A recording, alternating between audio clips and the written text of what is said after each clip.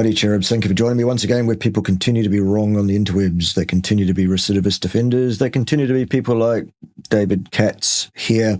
For those that have never heard David speak before, if you don't work it out for yourselves after the first few syllables of utterances from David, he is in fact a card-carrying member, a high priest, in fact, of the Church of Anorexia Vegana, and as such, a buffoon of the highest order, of course.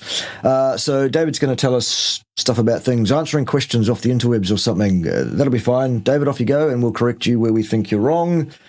And just as a wee spoiler, boys and girls, ladies and gentlemen, those of any other distinction whatsoever, including hyper-intelligent shades of the colour orange, here we go. I'm Dr. David Katz. Let's answer some questions from the internet. This is Nutrition Support. Oh, right. So, a nutritionist. I wonder if he's actually studied nutrition in any way. I guess that will become obvious as he speaks, won't it? At Curtis M. Whitaker, in your opinion, what is the best diet for health and longevity? Okay, so what's your opinion? He could say anything he likes, couldn't he? It's an opinion. It's a theme. It's not one specific diet. 7 words: eat food, not too much, mostly plants. No, David. Bad error of judgment there on your part, I'm afraid. Very bad indeed. That's not what a person should do at all, in fact. And that comes to us courtesy of the Blue Zones. oh, hilarious. The Blue Zones. Right. What do you think they eat in the Blue Zones, David? 5 populations around the world in Ikaria, Greece, Sardinia, Italy, Okinawa, Japan, Loma Linda, California, and the Nicoya Peninsula in Costa Rica. Okay, none of those eat a primarily plant-based diet, except possibly for the Seventh-day Adventists. So I'm not sure what your point's going to be beyond that, but let's hear it anyway. Where people most often live to be 100 years old. Well, in fact, it's also the areas where the least reliable actual records of births, deaths, marriages, and whatever else are kept in some of these places. Most of them, in fact. So, plus minus, David? Don't get chronic disease or... Yes, they do, David. That's a lie. Those people do, in fact, get chronic disease. Or dementia. They all adhere... They don't get dementia. Nobody from Okinawa, Japan has ever suffered dementia. There we go. Thanks, David. Or perhaps you could actually engage your brain before you open your mouth. It'd be something new for you, I understand, but whatever. To that same basic theme, real food.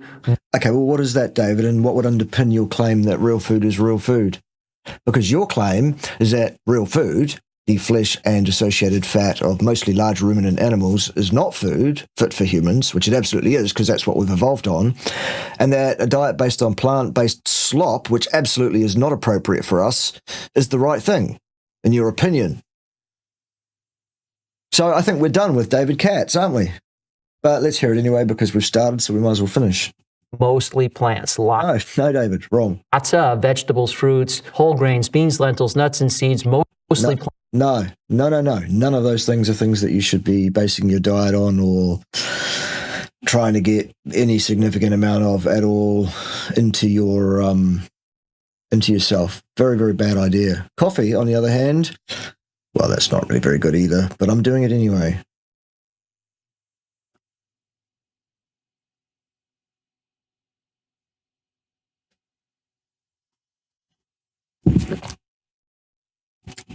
David. Plain water when thirsty.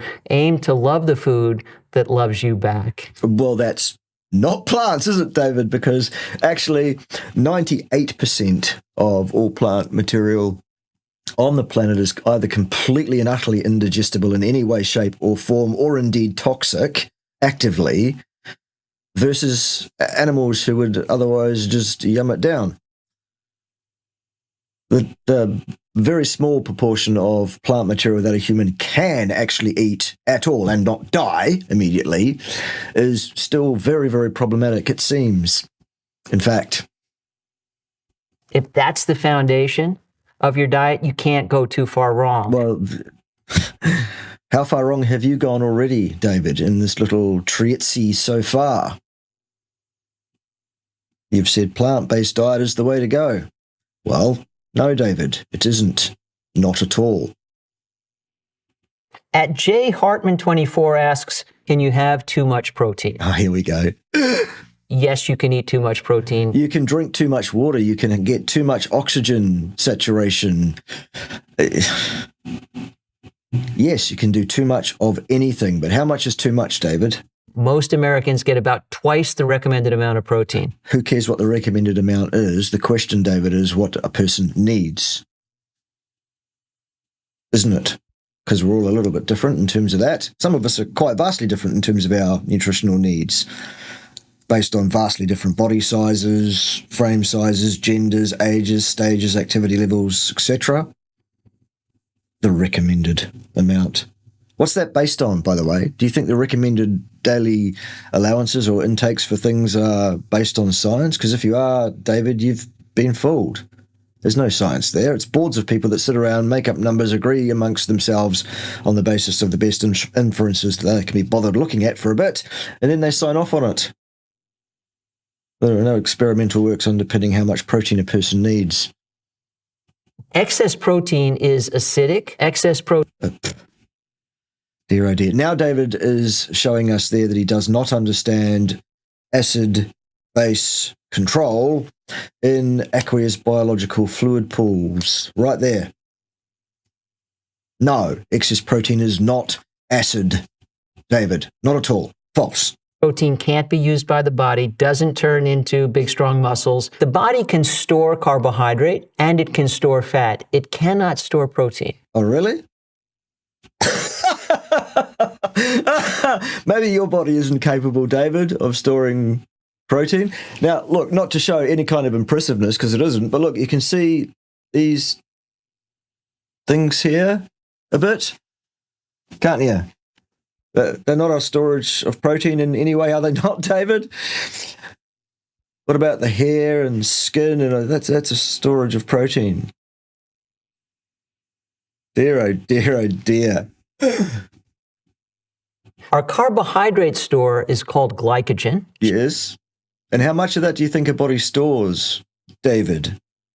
Generally about 1,200 to 1,800 calories. Well, no, it doesn't store any calories at all, David, because calories are a unit of heat energy, so-called. That's all they are.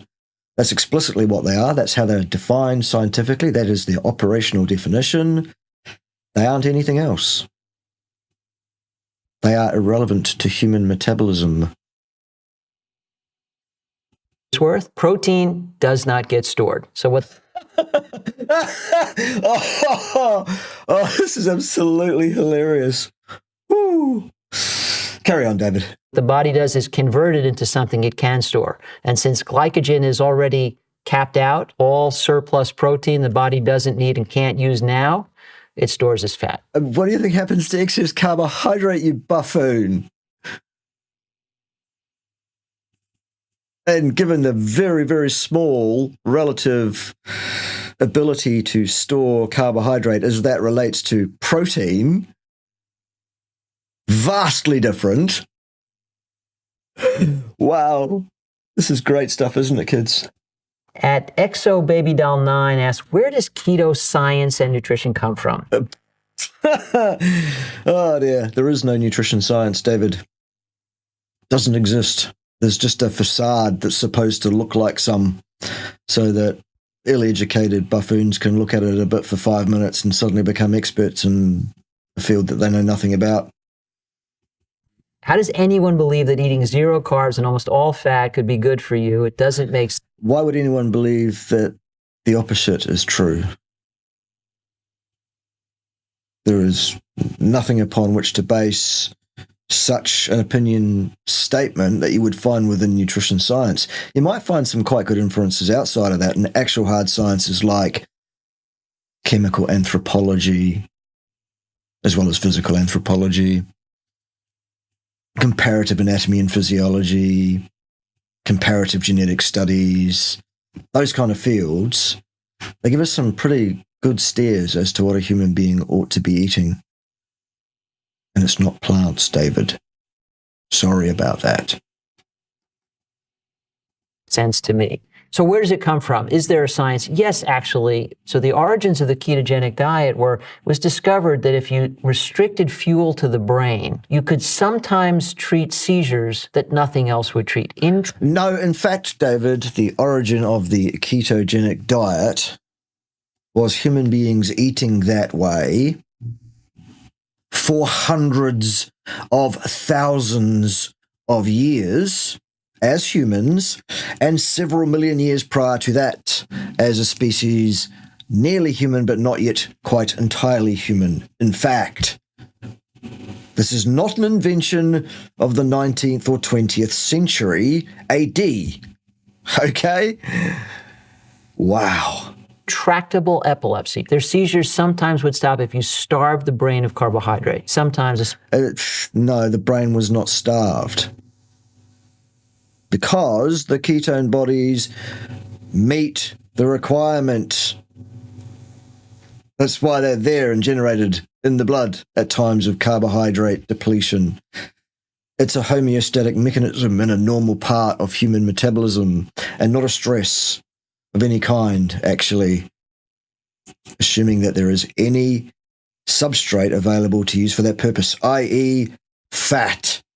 And most people have plenty of that stored. Even lean people have several 100,000 of your so-called heat units stored on their body. Good to go. What's next, Dave?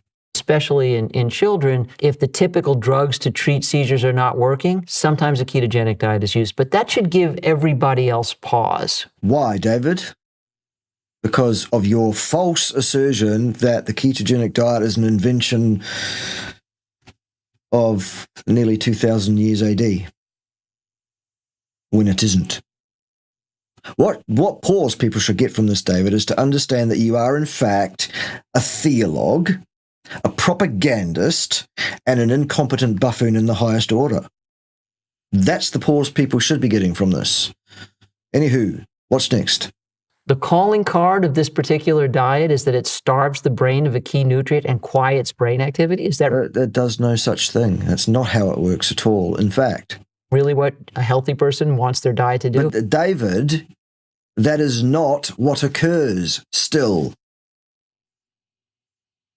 It's just utter propaganda without even any pretense to being a competent practitioner of anything, let alone science. Incredible, isn't it? I would say no. At Outdoctrination asks, what are some of the biggest nutrition, exercise, health myths you can think of? This will be fun. So the prevailing view these days seems to be that carbohydrate is bad. Everything... Is that the prevailing view? No, David. From lentils to lollipops. Well, they're all bad, David, yes. The human body requires no exogenous glucose or carbohydrate of any kind ever, not 1 gram. It seems, on balance of observation and common sense, that in fact the ingestion of significant amount of carbohydrate seems to be particularly problematic in terms of public health trends. In fact, that is the truth of the matter, which you seem to be blissfully ignoring in order to genuflect appropriately as required of you by your status as a priest of the Church of Anorexia Vegana. Are carbohydrate. In fact, all plant foods, along with most processed foods, are carbohydrates. So vegetables, fruits, whole grains, legumes, all carbohydrate. Correct. And all, it seems, contraindicated in the human diet. All of the best diets for humans tend to be rich in carbohydrate, but... No, that's your opinion, David, and it's not one that we can share on the basis of any empirical science to underpin that opinion. It seems to be false, in fact. Good carbohydrate. Is there bad carbohydrate? Refined grains? All carbohydrate, David, breaks down pretty much to the same thing, with the exception of fructose, which is handled by the liver in a different way. It's all glucose. It's all bad stuff. It's all exogenous glucose loading that the body neither requires nor wants, actually. Because anytime you do it, you are disturbing your body's attempts to maintain its glucose homeostasis via gluconeogenesis and via ketosis. The normal natural processes that have evolved in the human body for the very purpose of that task. Seems to be too much for David to comprehend, though, because, well, it would be adverse to his theology, and therefore that is what requires him to be unable to understand that. Added sugar, ultra-processed junk food, yeah, that's bad. And I don't know myself asks, how do you change your metabolism? How? Mine is my worst enemy. I hate it. Good news. You actually can change yours. Add muscle to your body. Do resistance training 3 times a week. Okay. Yep, I have to agree with that. Not that I do that myself these days. Too busy making videos for y'all. You're welcome. I'm taking one for the team. But I will get exercising soon because I have some stuff to do. When you add ounces or pounds of muscle to your body, you're burning more calories. No, you're still not burning calories because you cannot burn calories. Calories do not burn. No, David. 24/7. So if you kept your current eating the same and worked out doing resistance training 3 times a week, you would start to lose weight. If you're no, the word I think you're looking for there, David, is fat. Their weight might stay the same or in fact increase because of muscle being 3 times as heavy per unit volume as fat tissue is, for example. Tell us all about science, though, David. Your current calorie intake was maintaining. You can't intake calories. They cannot be consumed. Your weight because you would need more for those muscles to survive. At Allison McKinney asks, are all calories really created equal? Really? Okay, let's do this. I think what you're really asking is, does it matter what the source of the calorie is? And obviously foods are not all created equal. One of the critical considerations is that if you eat a wide variety of really wholesome foods, foods direct from nature. Those things that you've just pointed at there, David, are not wholesome foods. And actually, except that humans themselves were generated and created by nature, those things that you've just pointed to there are not actually provided by nature. They are provided by man himself. Okay, so yes, sure, they're natural because we're natural and we created them, so that makes them natural too, but those are not things that we've evolved eating. None of them. Okay? Sure. They fill you up on fewer calories than if... Now, you still cannot consume calories, and neither can they fill anything because calories have no mass or spatial volume. Okay? You eat ultra-processed foods. Here is something you may not know. Non-food components added in with the food. Now you've got an ultra... Like you mean like plant material, David? Okay. Processed food. Those foods are manipulated in all sorts of ways to extend their shelf life and to stimulate your appetite center and make you overeat. So ultra-processing is bad. At Stephanie B789 asks, what is a completely healthy weight? Because BMI is BS and so is the weight number. Body mass index does not tell you if you're healthy. It does tell you if, on average, your weight is what it should be for somebody who is your height. Weight. No, it doesn't, David. It also assumes that you are of European stock, which counts out a great number of people around the world for it being an accurate measurement of anything too. It also assumes that you have no significant muscle mass to speak of above a natural body tone. It is completely incapable of really anything except describing a ratio between your height and your weight, which will tell you nothing about the composition of that weight, nothing whatever, if that's the only piece of information you have got. All right? Is not a measure of health. One thing that's more reliable than BMI or weight to get at specific health issues is waist circumference. Sure. More than 35 inches puts a... No. Again, with the absolute number. the ideal waist to height ratio is just that. It's a ratio to that person's height. Okay? For goodness sake, David. A woman at increased risk. For a man. No. There are no studies that inform us on risk at all, David. None. And it's a little higher, it's about 40 inches. Fat that tends to accumulate in the lower extremities, for example, the legs, the buttocks, much less metabolically active. Fat around the middle has a nasty habit of getting into the liver. It disrupts normal liver function, it impairs our ability to manage lipids in our blood, and it tends to make us insulin resistant.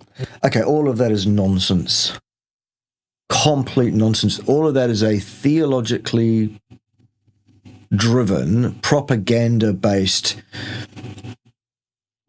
vastly inaccurate description of what the science tells us about the metabolism surrounding that area.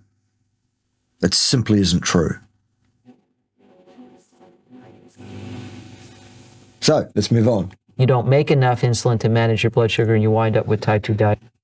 Enough insulin to manage your blood sugar, David. Isn't that the first clue that, if the thing needs managing, that maybe it doesn't need pouring in there in the first place? No? Okay. Diabetes.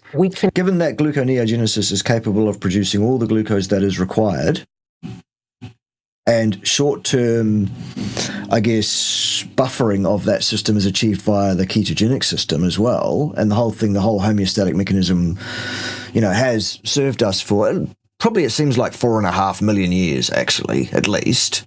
You'd think it would be pretty good at it and we should just leave it to that, but no. You've decided for some reason, David, that a good idea is to pour a bunch of basically toxic, unnecessary exogenous carbohydrates down your neck every day and tell other people that that's a good idea. You're basically a criminal, David. You're basically a criminal misanthropist. And you're also clearly out of your lane because it's absolutely clear that you do not understand the physiology here, not one jot. What is next? You cannot pretend that accumulating excess body fat doesn't matter. Nobody is saying that, David. But your explanation for the reason for it occurring is misleading at best, erroneous and ignorant as a moderate assessment, and outright criminal misanthropy at worst, for which you should probably be locked away. That's for another day. But you're absolutely right. BMI is not a measure of health. At Paleo Plus asks, how legit is the paleo diet? A true What does that even mean? Paleo diet is really difficult to achieve in the modern No, it isn't. world. The paleo No, it isn't at all. That's an opinion, David, around the difficulty of something. It's really quite simple if somebody wants to do this. Diet or Paleolithic diet is about how did humans eat during the Stone Age. First of all, you can't eat any processed foods. You can't eat That's a good thing. any dairy. That's probably a good thing too for most humans. If you eat any meat, it has to be game, wild animals exclusively. No, false. Absolute rubbish. Nobody said that was a rule.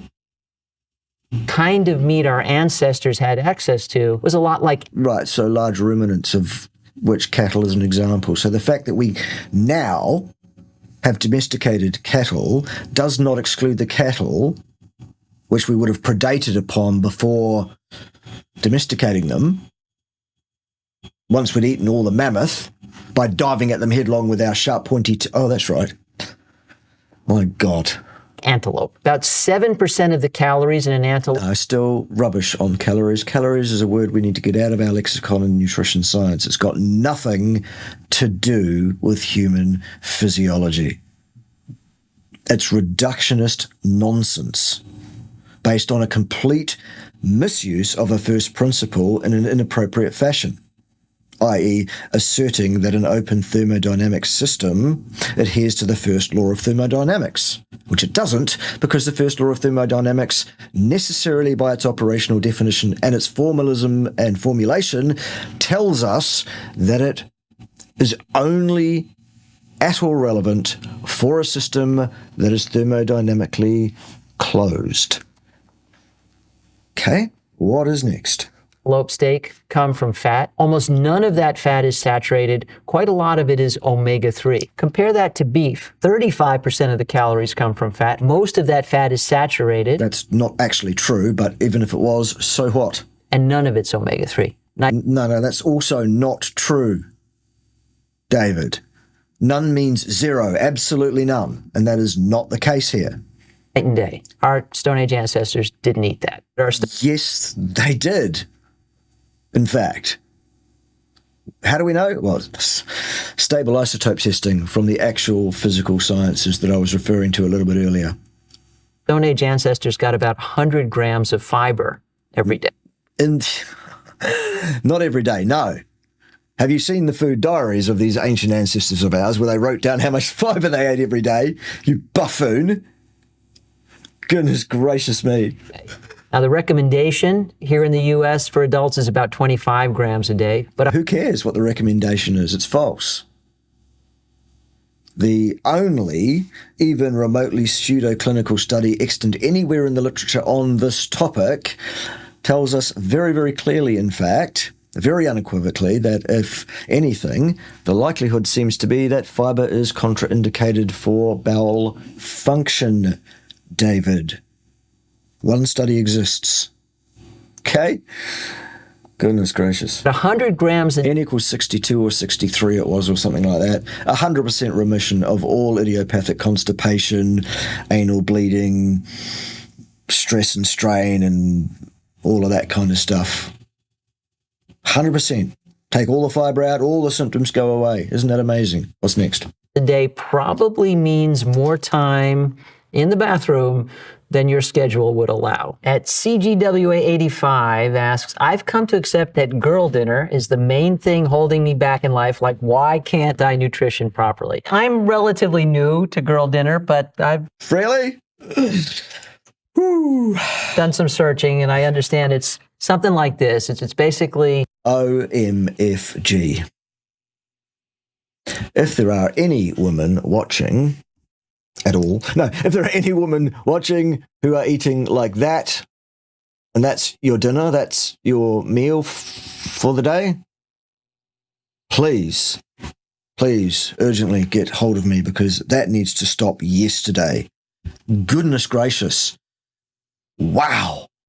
Right, what's next? A quick assembly of foods that you can easily get your hands on. The basic concept, I think, emphasizes convenience. We've got some processed meat, but we don't really need that. We could have an alternative to that if you want. Why would you want to have an alternative to meat, David?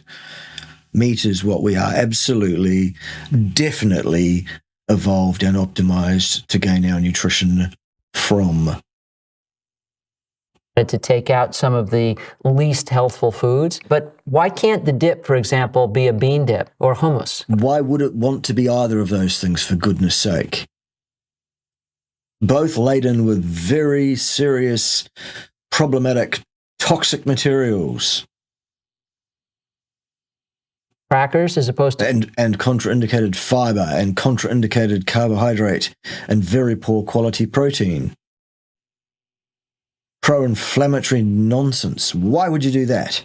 Chips that are made from whole grains with a very short list of ingredients. There is cheese. If you're going to keep the cheese, grapes go well with cheese. Some dried fruits go great with cheese. I tell you what else goes great with cheese.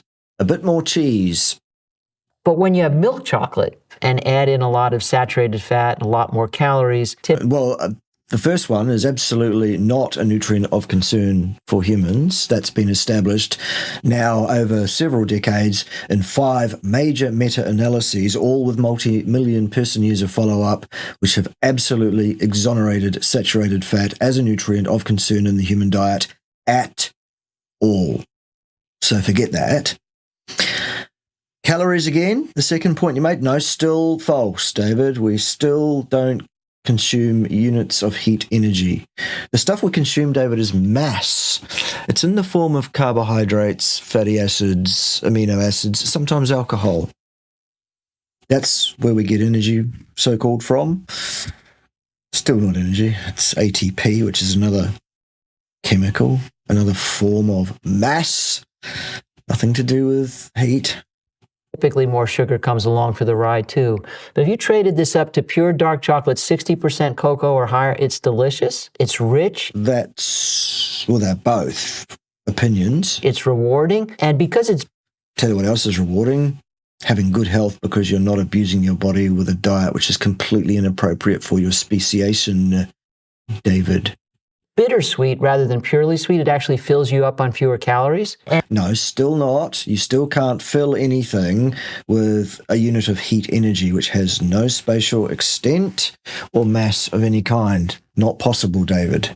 And now you're having the indulgence, but you're also improving overall nutrition. No, you're not. So I don't think it would be that much work to overhaul this, stick with the girl dinner, trade up the nutrition, and then girl dinner won't be holding you. My goodness, any woman who eats anything similar to that for dinner, if that's your only meal in the day, please contact me. Back. Anyone that listens to David Katz and prefers to listen to David Katz, please do carry on doing that. It's your funeral. At Flegp asks, explain the major difference between macro and micronutrients. Oh my God. Seriously? Macro is something you can see with the naked eye. So there are 3 macronutrients that 4, in fact, David. that make up the bulk of food. They are abundant enough to be visible: protein, carbohydrate, and fat. And alcohol. 4. Micro is something for which you need a microscope. Micronutrients are vitamins, minerals, antioxidants that are still very important. Many of them are essential nutrients, but they're too small to see. At John Peterson FW asked, I'd really like to know from someone that actually knows. Well, why ask David Katz then? If buying organic food for double the price is actually worth it / better for you? A great question. We really can't say for sure that it's better for human health, but we have reason to think so. Herbicides should not be part of the human diet. Pesticides should not be part of the human diet. Antibiotics dosed to animals should not be part of the human diet. And if you eat organic, you're avoiding all of those things. Well, depending on, in fact, how truly organic the procedures actually were in the real world, David. Produce grown organically seems to be, on average, as much as 20% more concentrated in a wide array of micronutrients Source? than its non-organically grown And even if you do have a source, so? counterparts. So that would mean 20% more vitamins, 20% more minerals, and 20% more antioxidants, So?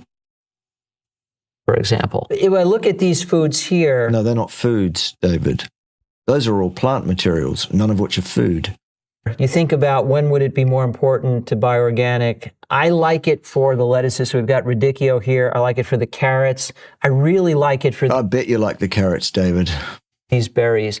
So whenever you're not taking a surface off of food and you're eating it whole, buying organic tends to matter more. At Cartier Angel asks, intermittent fasting is BS. It's literally just skipping breakfast with a fancy name. It's a bit more... Oh dear. That's a very, very ignorant comment from somebody there posting onto the interwebs. There's a bit of that going around, people saying ignorant things on the interwebs, isn't there, David? more than that, but you're not entirely wrong. There have been randomized controlled trials, Cite them. putting them head to head. Intermittent fasting to limit your calories, and No, it's nothing to do still with units of heat. Nothing whatever to do with that still. no time restriction, but portion control. And you wind up with the same number of calories, the same... No, you don't, because it's impossible to measure a calorie, in fact, going in or coming out of a human body in any meaningful way. Assumptions have to be made. It's a chain of evidence issue, David.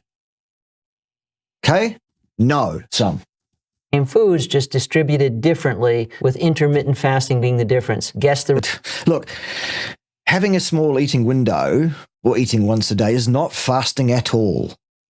Other than, any time you're not eating at all is fasting, or putting anything with any so-called units of heat in it in your body is fasting. So by that definition, right now, I am fasting. Oops, here comes a mouthful of coffee, which nobody should drink. I'm not advising coffee. But also in said coffee is some cream, which contains some so-called heat units, I'm told. So now I'm not fasting. And now I'm fasting again. But no, you can see the ridiculousness of it. Fasting, by definition, really needs to start at around about 72 hours without any intake of resource, food resource. Okay? Goodness sake. The results. No discernible difference. But that doesn't mean intermittent fasting isn't a valid tactic. For some people, it just works better than thinking about portion control all the time. I mean, if you start your day... If you're thinking about food all the time, David, wouldn't that be a sign that there's a problem with what you're doing or how you're applying your so-called knowledge of the nutritional needs of a human? Because I rarely think about food. Usually in the 20 minutes, half an hour before I eat once a day. And then I eat that food and then I forget all about it because I've got stuff to do. At lunch and have dinner and then you stop, you're right. That pretty much involves just skipping breakfast. And the idea is you're poking a hole in your daily intake of calories. But you're still not intaking any calories, David. That's still a physical impossibility and ridiculous nonsense of the highest order. Calories, what are they physically? They are photons. Photons have no rest mass, ergo cannot be brought to rest, David. Ergo, you can't consume them.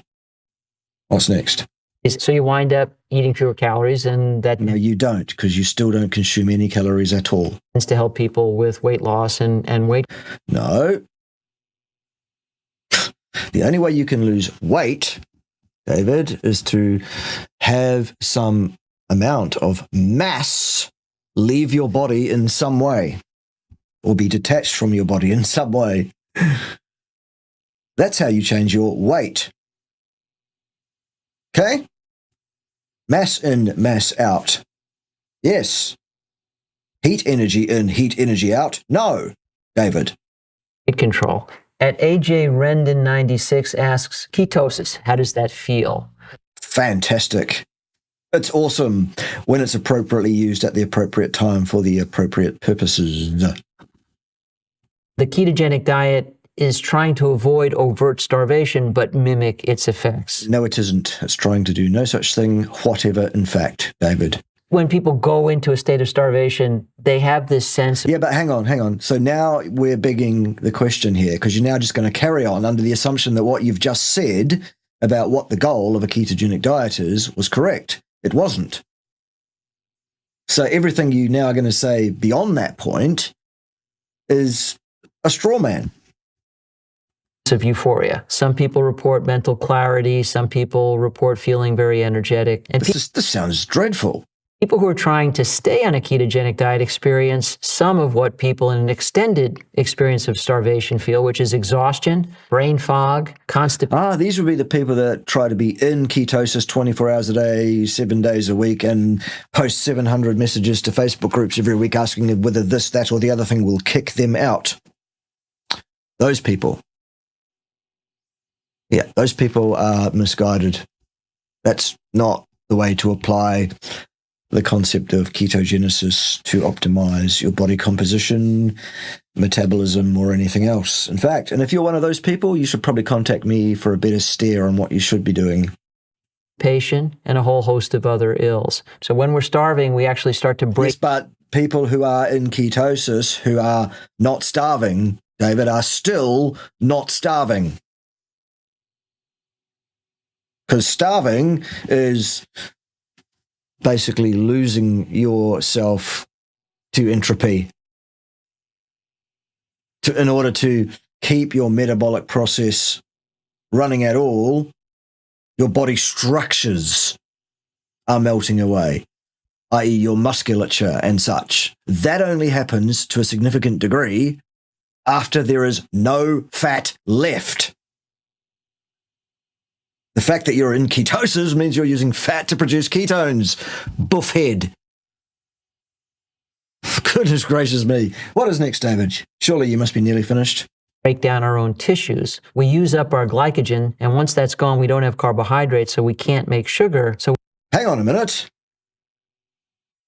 Clearly, David has also never heard of gluconeogenesis, because in fact, David, yes, we can, and we do. It's called gluconeogenesis. My word. My word. we start burning our body fat. What a terrible thing, to burn your body fat.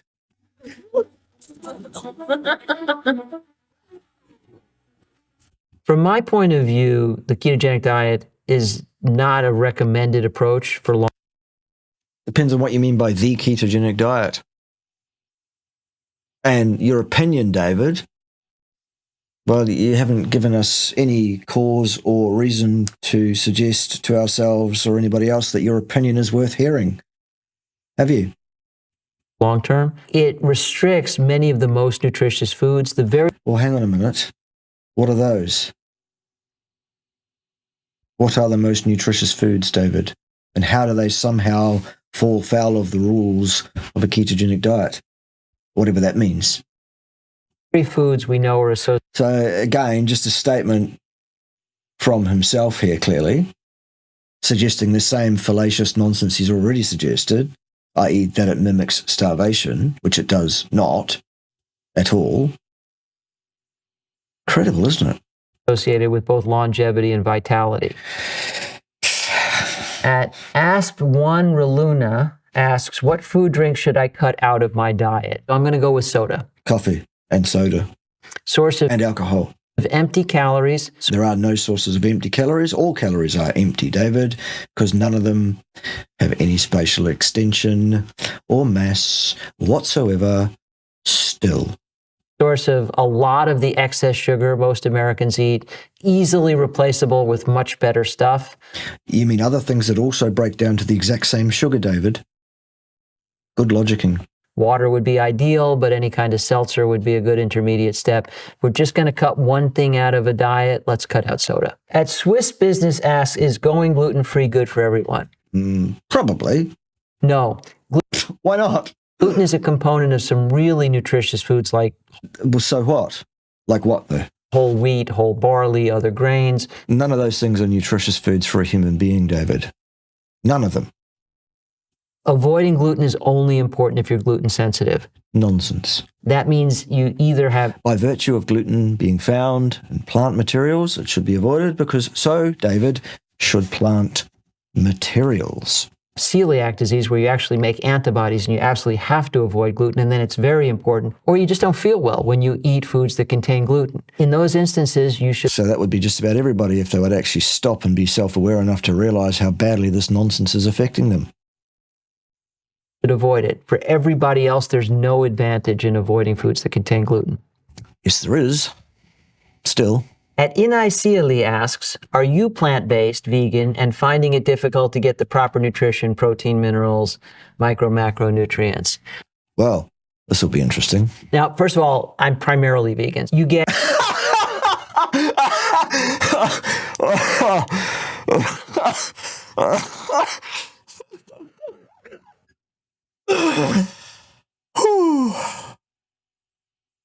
Go tell that to the vegans, David. I'm primarily vegan. Today, I shall be mostly wearing this t-shirt and this pair of green shorts, which you can't see. Here they are, my green shorts. Mostly today, that's what I shall be wearing.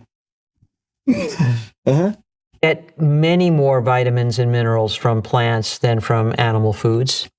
Well, number one, false. Number two, so what do you believe the actual physiological needs of a human being are as regards the micronutrients, David? And then tell me which of those is insufficient on a carnivorous diet.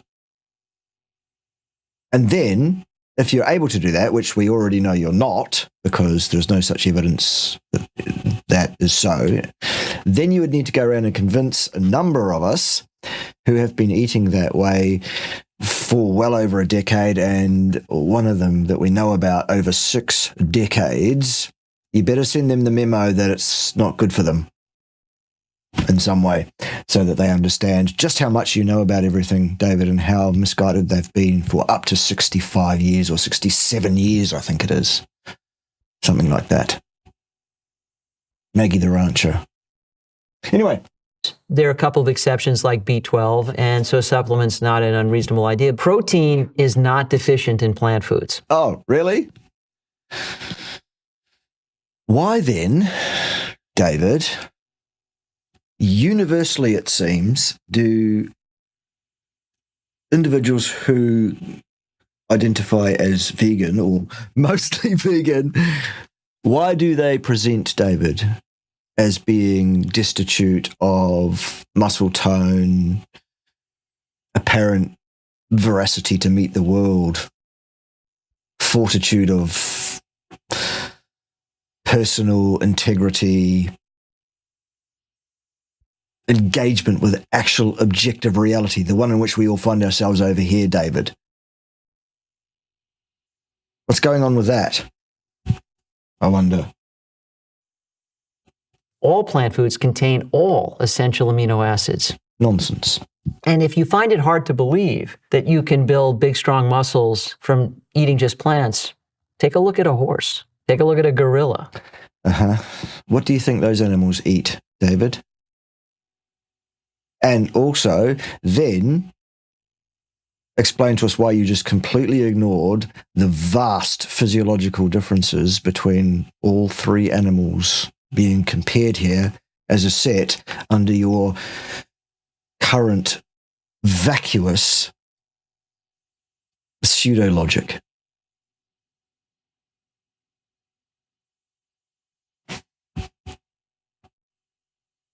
Take a look at an ox. At 4, another different animal with completely different physiology.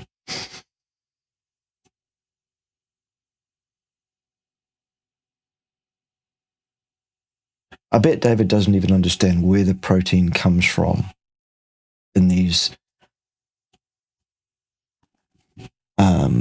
animals, like certainly the ox and etc. Because it's not from the plants. Where do you think grass-eating animals, basically grass-eating animals, get their protein from, David? Because if you think it's from the grass, I think you better sit down and remain silent permanently. What's next?